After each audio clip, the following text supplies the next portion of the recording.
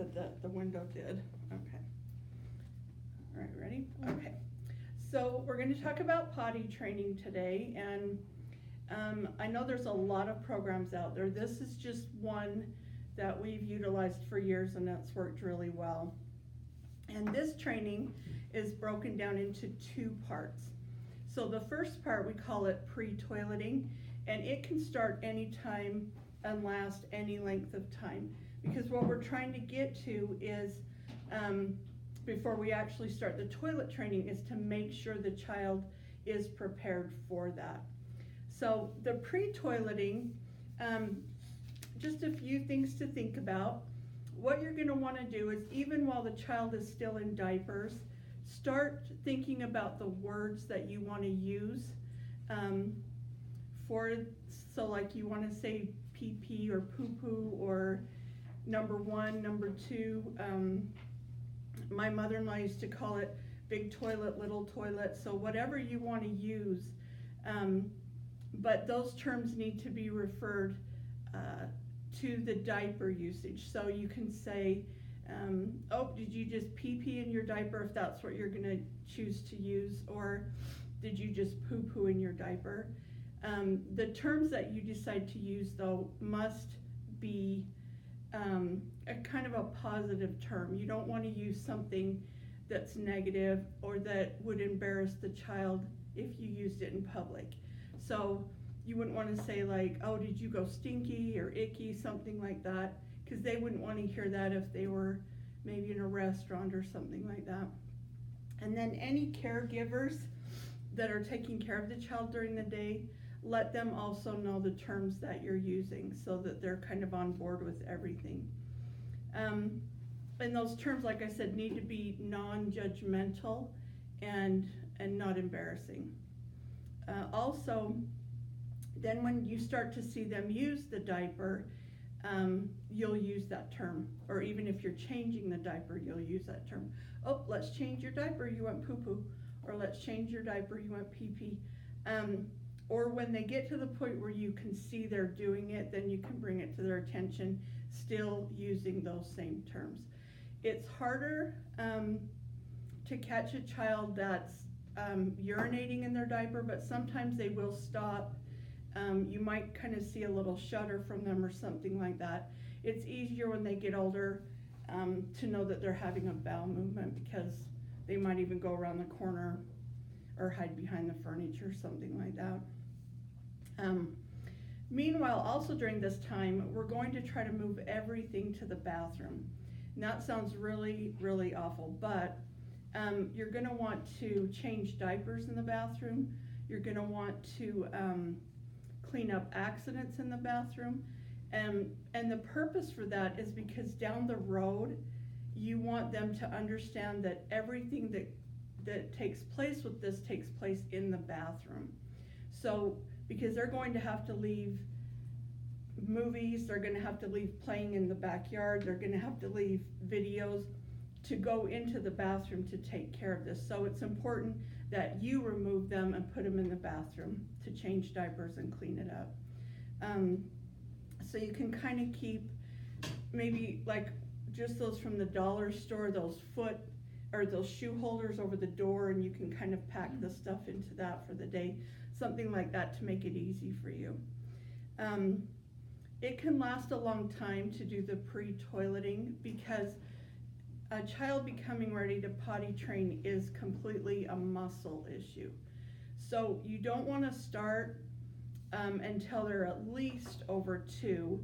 And little boys, all the doctors that I've ever talked to say little boys, unless they themselves show a huge interest in it, to not even start them until they're 3.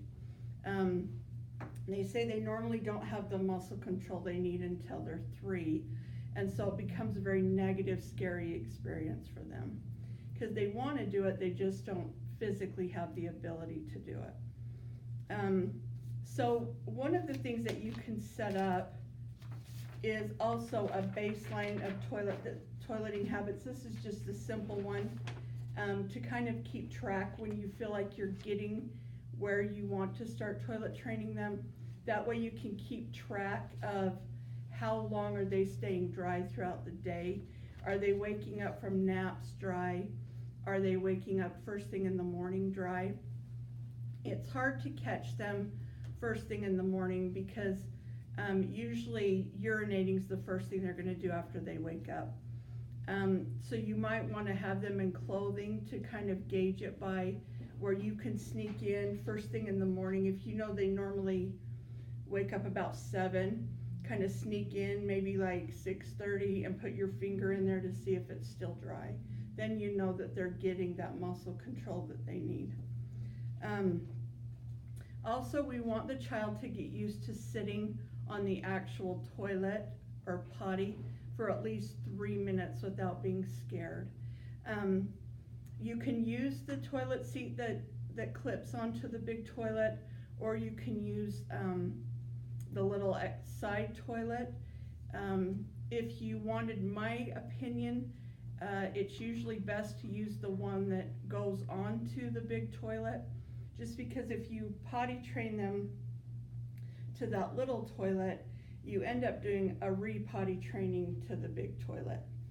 Plus the little clip-on seat is really mobile. You can put it in the diaper bag, you can take it to the caregiver's house, you can take it to grandma's house. You can take it in the diaper bag to a restaurant if you needed to. But whichever you choose is fine, but you don't ever want to move it out of the bathroom. So you never want to take one of those little mobile toilet seats and put it into the living room or put it into the kitchen so they can sit on it while you're cooking dinner or something like that, because we want them to know everything takes place in the bathroom. Do you guys have any questions on that? Okay. Another thing that you're going to want to do before you start the actual toileting is they kind of need to be where you can monitor their liquid intake. So if they're a little one that's always got a bottle in their mouth, or they're always carrying around a sippy cup, then you have to look at that there's constantly fluid going in, so there's going to be constant fluid coming out. So of course we don't want them to be dehydrated or anything like that, but we do want to start to sort of monitor the fluid intake so that we can make potty training successful. So kind of to know when it's time to start toileting is they will sit on the little toilet for at least 3 minutes without being scared. We've picked out words and they know what those words are. And they know that everything takes place in the bathroom, and we know that they've got the muscle control that they need for that. And then you're also going to, last thing, you're going to want to set up some sort of a reward system. And the reward system, whatever it is, needs to be kept in the bathroom because it needs to be immediate. So it can be maybe a special snack, or it can be a special book or a special toy, but whatever you pick needs to be removed from their daily routine.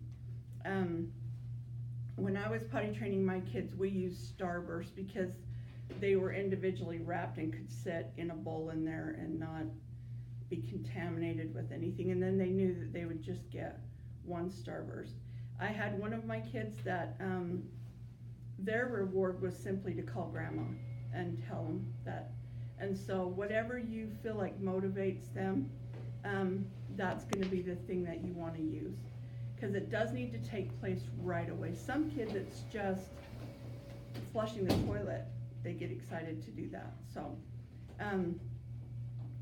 So like I said, they have to be kind of off the bottle and off having a sippy cup in their mouth all day so that you can monitor the liquids. And sit on the potty for at least 3 minutes without being afraid. You also during the pre-toileting want to purchase some of these. These are the cloth training pants. They're called a 5-ply training pants. And the purpose for these is that they feel completely different to the child than a pull-up does. A pull-up is made out of the same stuff that they make a diaper out of. So to the child, they don't feel any different. These are still gonna catch most of the accidents, but they're gonna feel different, so there's constantly a reminder that something different is going on. You will want to have about 12 pair of these. They come 3 in a package, so you could just buy a package every couple of weeks until they're about, and I've seen them anywhere from about $3 to $5 a package. But these will let the child know something different's happening. You still can, if you need to, put diapers on them at nap time and bedtime. That's okay. But what we don't want to do is start the actual toileting and then stop and go back, start it, stop and go back. We don't want to send that signal. So once we start the toileting, that's why we need to make sure everything's in place, then we move forward and we don't look back. One thing to keep in mind too is that this is a big job for them. They're not going to understand why we're changing things up. They've already known the system and it's worked for them, so they're not exactly sure what's happening. So we don't want to do it at a stressful time. So you wouldn't want to do it if there's a new baby on the way, where it's going to impact their routine. You wouldn't want to do it, like doing it during the holidays is a bad time because it's so chaotic and outside of their routine. If you were having company come and visit, that wouldn't be a good time either. So you need to decide that you've got a span of a couple of weeks that everything's going to be able to just stay in routine, and then that would be the time to actually start the toileting if everything else was in place. Any questions on that? Do you have any tips for helping the parents get the kids to sit on the toilet and not be staring at them? That is going to be a giant praise thing. To get the child to sit on that toilet is a lot of praise. We're not going to do the treat or the reward until they actually use the toilet. So what you're going to use for them to sit on it is a lot of praise, and really just going in the bathroom with them, kind of shutting out the world, and that one-on-one time, a lot of time is enough of a motivating factor for them. Another thing to understand, if you're going to do it to the big toilet, is you have to kind of think how big that toilet is and how little they are. And so you have that clip-on toilet seat, but to them that's still a really big place. So sit there with them. We don't want them dangling in space, if that makes sense. So you can even sit on the floor, kind of cross-legged, so they can rest their feet on your knees.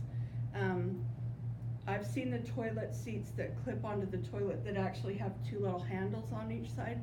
They're not really needed for anything, except that makes them feel a little more in control of where they're at. Or you can put a stool under their feet, but we don't want them to feel like they're kind of just hanging there in space. So, but you're gonna praise them and praise them and praise them. And the reason that we're not going to do the reward system for this is because once they realize I sit on the toilet and I get a goldfish cracker, then you're going to be taking them in there all day long because they want a goldfish cracker. So we want them to know that they get that only once they go to the bathroom. And that's another thing that we're going to monitor, is if they get on the toilet, they tell you they have to go, and you get them in there and they haven't gone in 5 minutes, take them back off. Again, we're not rewarding them for that because they didn't go, but we're going to say, well, it looks like you didn't really have to pee-pee, so we'll try it again. Make sure to tell me. Because they will figure out, they get one-on-one time with you. They, those siblings get left in the front room, whatever is, their motivating factor, every time they go sit in there, and we don't want that to start up either. So the reward system will actually start when they start using the toilet. But getting them used to it is just a lot of praise and a lot of I'm here, and a lot of making sure they feel comfortable and they feel like they've got control of their body where they're sitting. Because you have to think of it from their point of view. They've seen a lot of things go down that toilet and never come back, so now they're scared what's happening. Another thing to think about too, and this is up to the family's comfort level, but if the family is comfortable in letting the child watch, mommy or daddy go, or big brother or big sister, that helps a lot, because if you think about it from their point of view, people go into this room and they shut the door, and the child doesn't know what's happening in there, and then they come out.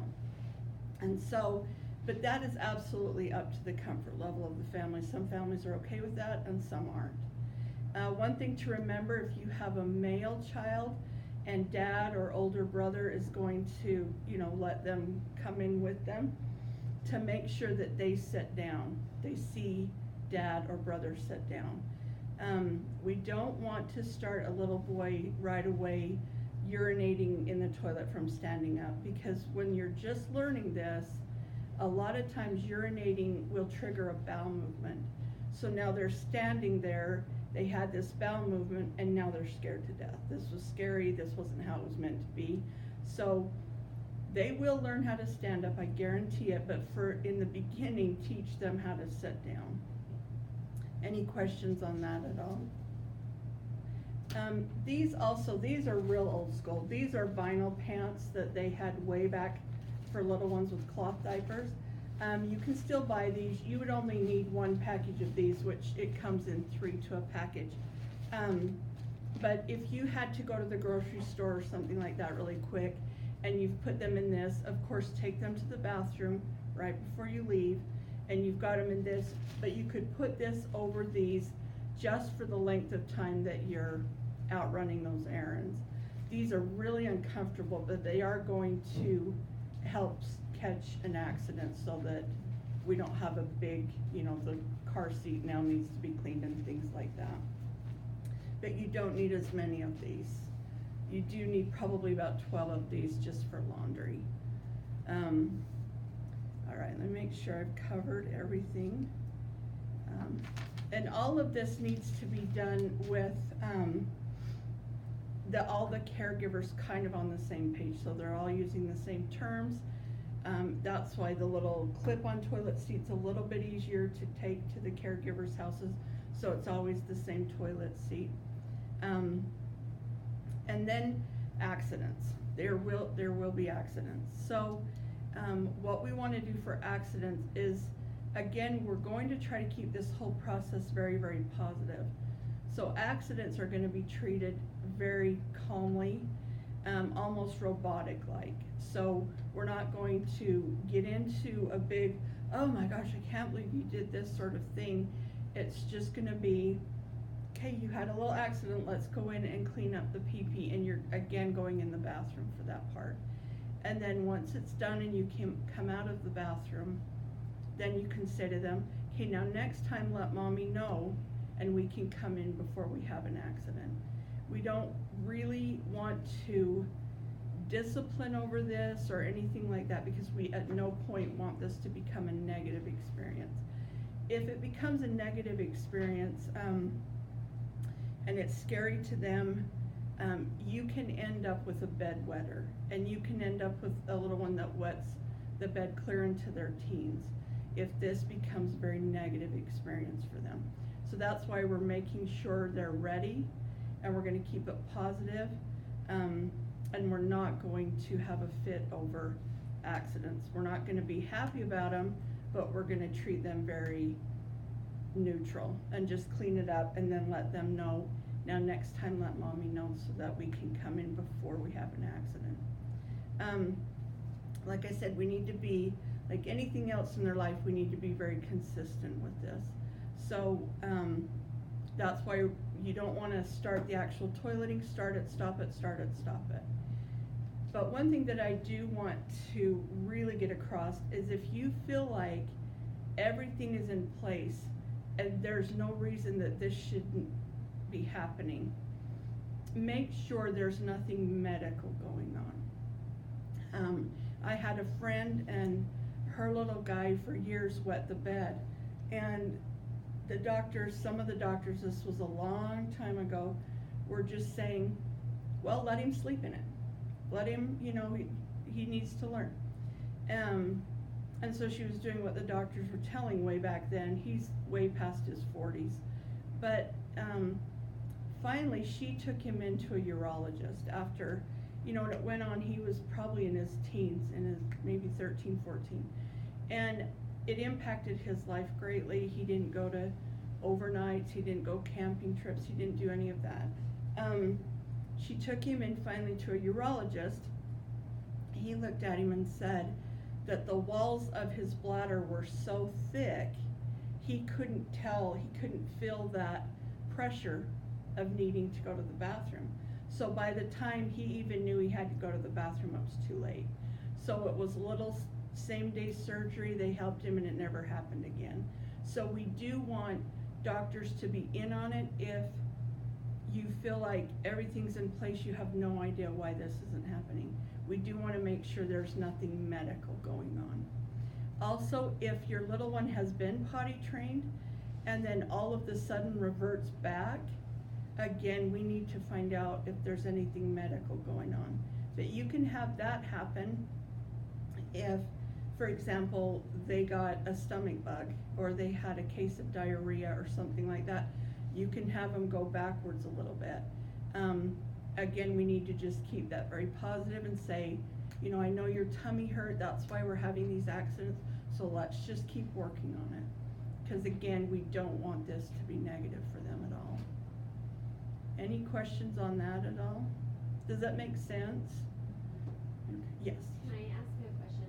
Absolutely. Backtracking. Mm-hmm. So you said when they're in the training pants, a diaper's okay at nap time and bedtime. Mm-hmm. Are you saying once you move from those training pants to underwear, once they're ready, Mm-hmm. no more diaper at bedtime and nap time, or is that still okay? That's still okay, because again, we're gonna keep this positive, but what's gonna happen is they're going to get to the point where they're wearing these or, regular underwear all day. They don't want at that point to put a diaper back on. So once they get to that point, then you're gonna say, okay, well then I won't put a diaper on you at night, but you gotta remember, if you have to pee-pee or poo-poo, you gotta wake mom up and we'll go. Cause they will kind of handle that part themselves. Once they're done with that bulky diaper and that feel, they pretty much no longer want that. So if they're still wanting that at night, it's okay for night and nap. One of the things that you can do, we all know what 2-year-olds are very, they're trying to get that independence. So you can actually take them with you to pick these up or pick these out. They don't just have white, they do have some cute ones if that's what you wanted. Let them pick out their toilet seat if that's, make this, as much as we can make this be, this is kind of their idea, then the better we're gonna be. Sorry, one more question. No, you're fine. Would you recommend doing those training pants before going to pick out like panties or underwear? I would, Underwear? because these are going to, yes, I would use these first, just simply because they are gonna catch some accidents for you that just regular panties or, pants aren't. But again, once they feel pretty secure about things, they're not gonna want these any more than they wanted the diaper, so then you kind of know it's time to move on to the bigger underwear. But like I said, the more you can let them understand, that they're part of this and we're not telling you what to do, then the better off we're gonna be with that, if that makes sense. I wanna make sure I've covered everything for you guys. Yeah, being consistent, let the caregivers know what you're doing. If flushing is the reward for them, just let them do it once. My son got potty trained and then all of a sudden all of my toilet paper was disappearing and I wasn't sure where. And then one day I heard him flush the toilet and I went down and he had taken the toilet paper from the roll and just stuck the beginning of it in the water and flushed, and then would watch it just go down. So they get pretty crafty with that sort of stuff. So, but they need to not be afraid of the bathroom. A personal experience, I potty trained my oldest and he was fine. and he was about 3.5, and all of a sudden he started urinating in weird places, like under the kitchen table, and I wasn't sure what's happening, and I caught him one day and I says, "Why are you doing that?" And he said, "Because Animal's in the bathtub." Animal the Muppet. And I said, "Animal's just a puppet, and he's not real." And he just looked at me and he said, "Mom, there's a reason they keep him chained up." And he wasn't sure what it was, but it couldn't be good. We had gotten a new, we'd gone from a regular cloth shower curtain to a glass one, and it was always shut. So now that was just enough that he had no idea what was in the bathtub now. And so, and when they get to that where their imagination's running away with them. So then we opened the shower door and made sure to always keep it open, and then it was done. So we just have to kind of look at things from their point of view. What's changed? What's happened? Were they sick? Have you, done something new in the bathroom and suddenly they don't want to be in there? Kind of try to get down and look at it from their point of view. So there are books about it, and I think when they put this online, they're going to try to put a link to this book on there. You can let the parents know. We have them right now in the back room if you want to take them out to your parents. We have them both in English and Spanish, and we have the baseline in English and Spanish to kind of keep track. Some people are very visual and they like charts, and others it doesn't really matter to them. Either way, you just want to make sure that they're able to hold it for at least 2 to 3 hours before we even start. Okay? And if you guys have questions, just let me know.